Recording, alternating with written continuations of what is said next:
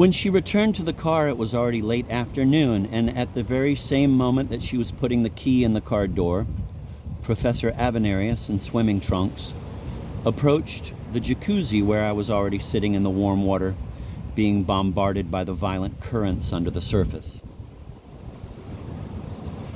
That's how events are synchronized. Whenever something happens in place Z, something else is happening in places A, B, C, D, and E.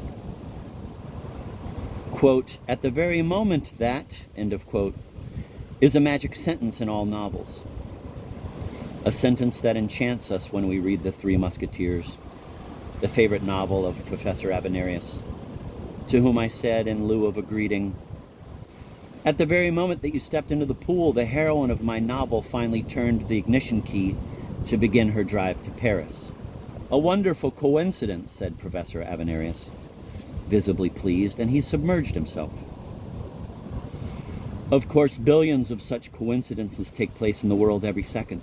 I dream of writing a big book, The Theory of Chance. The first part, the chance that governs coincidences. The classification of the various types of coincidences. For example, quote, "At the very moment that Professor Avenarius stepped into the jacuzzi and felt the warm stream of water on his back, in a public park in Chicago, a yellow leaf fell off a chestnut tree." End of quote. That is a coincidence, but without any significance. In my classification of coincidence, I call it mute coincidence. But imagine me saying, quote, "At the very moment the first yellow leaf fell in Chicago, Professor Avenarius entered the jacuzzi to massage his back," end of quote. The sentence becomes melancholy because we now see Professor Avenarius as a harbinger of autumn, and the water in which he is submerged now seems to us salty with tears. Coincidence breathed unexpected significance into the event, and therefore I call it poetic coincidence.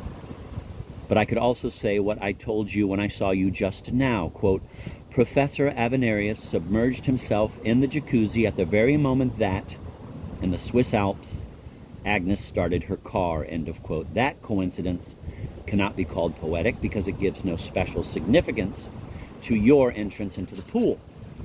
And yet it is a very valuable kind of coincidence, which I call contrapuntal. It is like two melodies merging into one small composition. I know it from my childhood. One boy sang a song while another boy was singing a different one, and yet they went well together. But there is still one other type of coincidence. Quote, "Professor Avenarius entered the Montparnasse metro at the very moment a beautiful woman was standing there with a red collection box in her hand," end of quote.